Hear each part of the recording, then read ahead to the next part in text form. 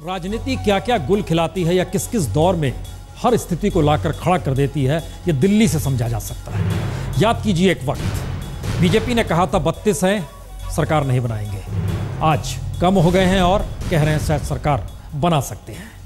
शीला दीक्षित 15 बरस तक सत्ता संभाली दिल्ली में, लेकिन हार मिली तो उसके बाद राज्यपाल बन गई। लेकिन विधायक कर रहे हैं, कह रहे हैं अब बुला लीजिए उन्हें, बिना उनके मुश्किल है दिल्ली में दोबारा गद्दी मिलना कांग्रेस को। दरअसल नजाकत सिर्फ गद्दी के लिए नहीं है, बल्कि बोल बदलते हैं सत्ता में आने के बाद और विपक्ष में जाने के बाद भी। यह नज़ारा सीज फायर के उल्लंघन को लेकर पाकिस्तान के मद्देनजर है। आइए जरा हम देखें कौन मस्त है कौन पस्त है, क्योंकि माना यही जा रहा है मोदी मस्त है कांग्रेस पस्त है। लेकिन इन सब के बीच आज सुबह सुबह ही खबर आई सीज फायर का उल्लंघन हुआ है। और आज की घटना मिला दीजिएगा तो सरकार को बने 56 दिन, इसमें 20 बार सीज फायर।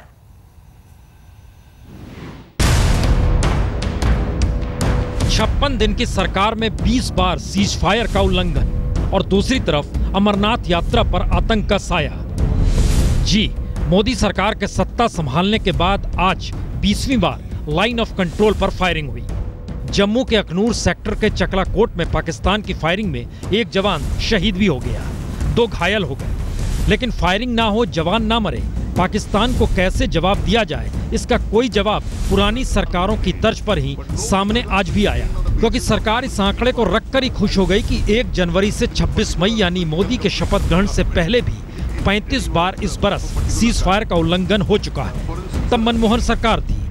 ये अलग बात है कि 26 मई के बाद से आज तक 20 बार फायरिंग हुई यानी सीज फायर का उल्लंघन। लेकिन सरकार इसका जवाब देगी तो कैसे देगी? और जो आवाज विपक्ष में रहते हुए बीजेपी की थी, वो सत्ता में आने के बाद बदल क्यों गई? और सत्ता में रहते हुए जो बात कांग्रेस अक्सर कहती रही, अब वो विपक्ष में आकर मोदी सरकार पर चोट क्यों कर रही है? जरा इन आवाजों को सुन लीजिए। तो लाइन ऑफ कंट्रोल पर फायरिंग की आवाज पर सरकार अपनी आवाज को ही भारी मानती है। लेकिन अरसे बाद हालात अमरनाथ यात्रा के दौरान आतंकी हमले की आशंका को लेकर भी गहराए थे। 28 दिन के दौरान 3 लाख से भी ज्यादा श्रद्धालुओं ने अभी तक पवित्र गुफा जाकर वहां पर पवित्र शिवलिंग के दर्शन कर लिए हैं। यात्रियों में अभी भी उत्साह बना हुआ है, लेकिन जिस अंदाज से आज गृह मंत्री ने साफ किया कि कहीं ना कहीं अमरनाथ यात्रा आतंकियों के निशाने पे है, तो सुरक्षा बंदोबस्त कड़े कर दिए गए हैं। लेकिन यह सवाल अब भी अनसुलझा है कि पाकिस्तान ने जब आतंकवादी गतिविधियों के लिए अपनी जमीन के इस्तेमाल के ना होने देने की बात कही थी, तो फिर भारत पाकिस्तान से यह पूछने की हिम्मत क्यों नहीं दिखा पा रहा है कि दरअसल आतंकवादियों का हमला तो आप ही की जमीन से होगा? जबकि दिल्ली में खुफिया रिपोर्ट के आधार पर गृह मंत्रालय भी मान रहा है कि खतरा सीमा पार से ही आतंकी हमले का है। मुश्किल दरअसल यही है कि पाकिस्तान को लेकर रुख हो गया। सरकार के साथ खड़े हैं लेकिन सरकार का विरोध करेंगे। पहले विपक्ष में थे तब भी यही बोलते हैं। जिक्र शिवसेना का कर रहे हैं क्योंकि बीजेपी और शिवसेना के सुर एक वक्त एक सरीके थे, आज अलग अलग हैं। शिवसेना को सुनिए, निशाने पर बीजेपी सरकार को ही ले रही है।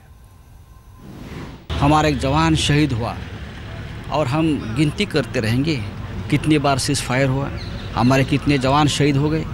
अब ये बंद करिए, ये नौटंकी बंद होनी चाहिए। पाकिस्तान को उसी भाषा में जवाब देने की ज़रूरत है। अगर हमारा एक जवान शहीद हुआ है तो हम भी सीज फायर करके अंदर घुस कर उनके 10 जवानों को ऊपर भेजना चाहिए। यही हमारी मांग है, तभी पाकिस्तान बाज आएगा। मुश्किल तो यह है कि जिस संसद भवन के 4 दीवारी के भीतर इस तरीके के बयान दिए जाते हैं, वहां पर भी पाकिस्तान की सीमा से आतंकवादियों ने हमला किया था। बावजूद इसके बातचीत, संवाद, सब कुछ इस दौर में जारी रहता है।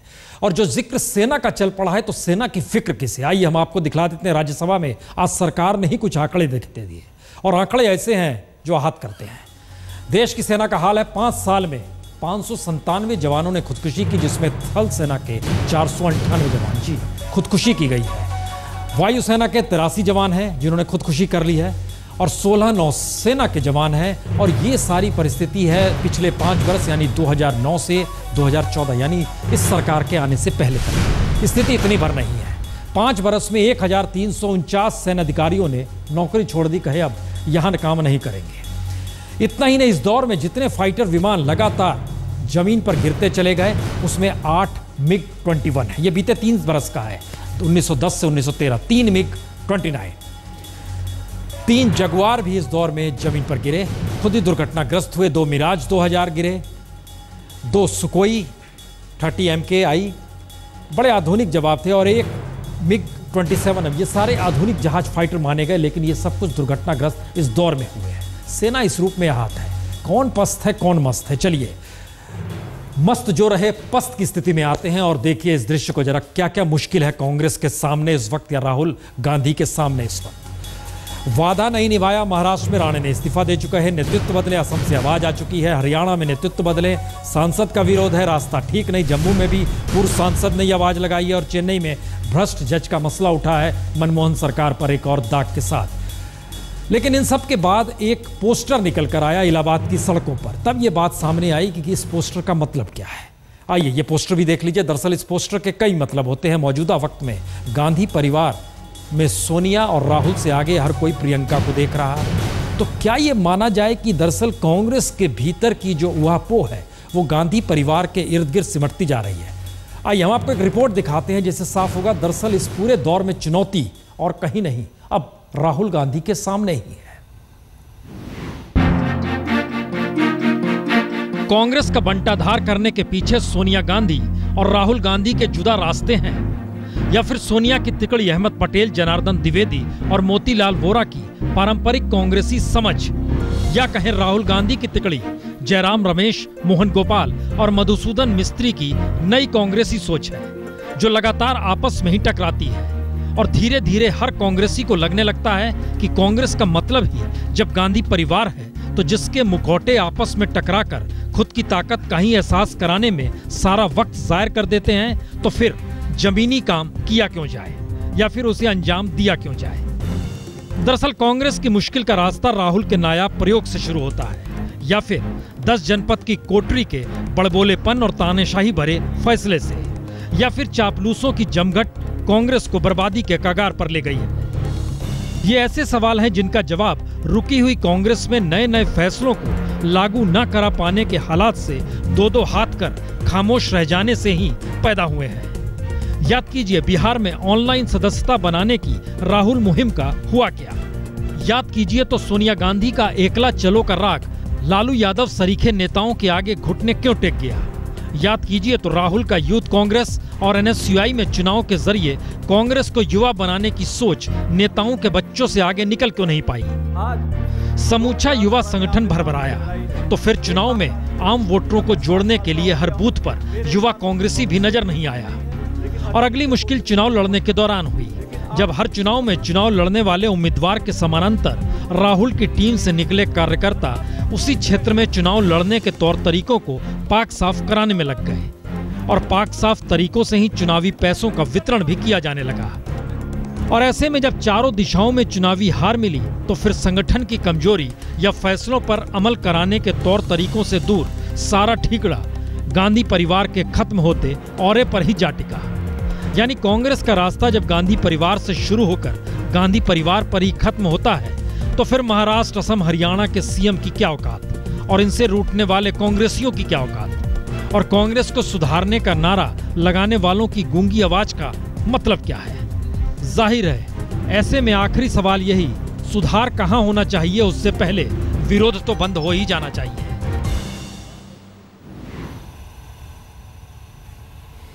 मुश्किल ये नहीं है कि कांग्रेस के सामने क्या परेशानी है, मुश्किल ये है कि दरअसल अपने अपनों के खिलाफ हैं। गिला शिकवा किससे यह भी पता नहीं चलता है, मसलन महाराष्ट्र। आवाज सुनिए।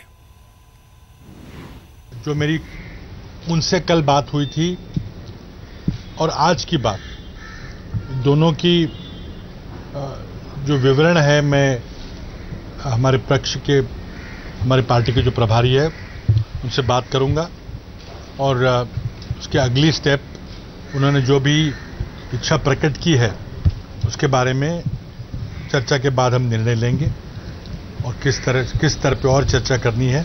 आज जो परिस्थिति आप बोल रहे हैं कि चुनाव कांग्रेस जीतेगी नहीं, और मैं भी कहा कि आज की स्थिति कांग्रेस की अच्छी नहीं है, इससे कुछ बदलाव आवे और चुनाव जीतने जैसी परिस्थिति होवे। आज ऐसी स्थिति भी नहीं है कि जो लोकसभा में मोदी की लहरें आई और चुनाव उन्होंने जीता। आज वो परिस्थिति नहीं है।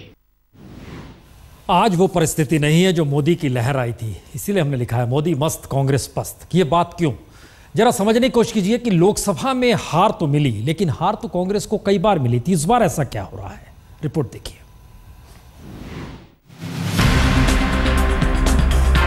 नरेंद्र मोदी अच्छे दिन अभी तक ला नहीं पाए, लेकिन राहुल गांधी के और बुरे दिन शुरू जरूर हो चुके हैं। मोदी ने सरकार बनाई तो बीजेपी को कसने के लिए आरएसएस ने अमित शाह को दिल्ली में बैठा दिया, लेकिन सोनिया गांधी ने सरकार गंवाई तो भी कांग्रेस को मतने के लिए राहुल गांधी के ही नायाब प्रयोग का इंतजार कांग्रेस आज भी कर रही है। कांग्रेस की मुश्किल यह नहीं है कि वो लोकसभा में बुरी तरह हार गई। हार तो पहले भी कांग्रेस को मिल चुकी है, लेकिन इस बार कांग्रेस की मुश्किल यह है कि हार के बाद खड़ा दोबारा कैसे हुआ जाता है, इसकी कोई समझ कांग्रेस के भीतर है नहीं। राहुल गांधी ने राजनीति में कदम तब रखा जब कांग्रेस सत्ता में थी, और अब इसका असर संसद के भीतर भी नजर आने लगा है कि अगर आप विपक्ष में कभी बैठे नहीं तो होता क्या है। एक तरफ विपक्ष के नेता की चाहत में कांग्रेस की समूची सियासत धरी की धरी है, तो वहीं दूसरी तरफ जयललिता और ममता बनर्जी की पार्टी अपने हित के लिए संसद में मोदी सरकार के साथ खड़ा होने से नहीं हिचक रही, यानी वो कांग्रेस के खिलाफ है। यानी यूपीए के लिए जिस भूमिका में कभी मुलायम और मायावती थे, एनडीए के दौर में वही भूमिका एआईडीएमके और टीएमसी अपना रही है। तो संसद के भीतर कांग्रेस की नाराजगी अब सदन में कम वक्त मिलने को लेकर शुरू हो चुकी है, और खुद राहुल इससे बेहद नाराज हैं। आज तो बाकायदा लोकसभा की कार्रवाई शुरू होने से पहले राहुल गांधी ने कांग्रेसी सांसदों के साथ मीटिंग की और स्पीकर के रवैये पर नाराजगी भी जाहिर की। The government can have its way, but the opposition must have its say, and the speaker must be fair and must appear to be fair. तो राहुल की नाराजगी को जायज ठहराते हुए कमलनाथ ने राहुल को सलाह दी कि वह यूपीए के अलावे बाकी विपक्षी दलों के साथ तालमेल बढ़ाएं, उनके महत्वपूर्ण मुद्दों पर सदन में समर्थन करें, ताकि कांग्रेस के उठाए मुद्दों पर एकजुट विपक्ष सरकार पर दबाव बना सके। और सदन में बोलने के लिए समय के मुद्दे को लेकर सभी विपक्षी पार्टियों का एक प्रतिनिधिमंडल स्पीकर से भी मिला, लेकिन बीजेपी ने इसे खड़े खड़े खारिज कर दिया। और वहीं स्पीकर ने एक बार फिर नेता विपक्ष के मुद्दे को विचाराधीन बताते हुए कहा, वह तो सभी को समय देने की कोशिश करते ही हैं। अगर बाहर कोई कुछ भी कमेंट करता है तो मैं किसी का ना मुंह पकड़ सकती हूँ ना हाथ पकड़ सकती हूँ। करे जो भी कमेंट कर रहे, मुझे उस पर कुछ नहीं कहना। मेरा प्रयास है, मैं सबको बराबर समय दे रही हूँ। दरअसल कांग्रेस की मुश्किल यह है कि लोकसभा तो दूर, राज्यसभा में मोदी सरकार की कम संख्या के बावजूद उसकी चल नहीं पा रही।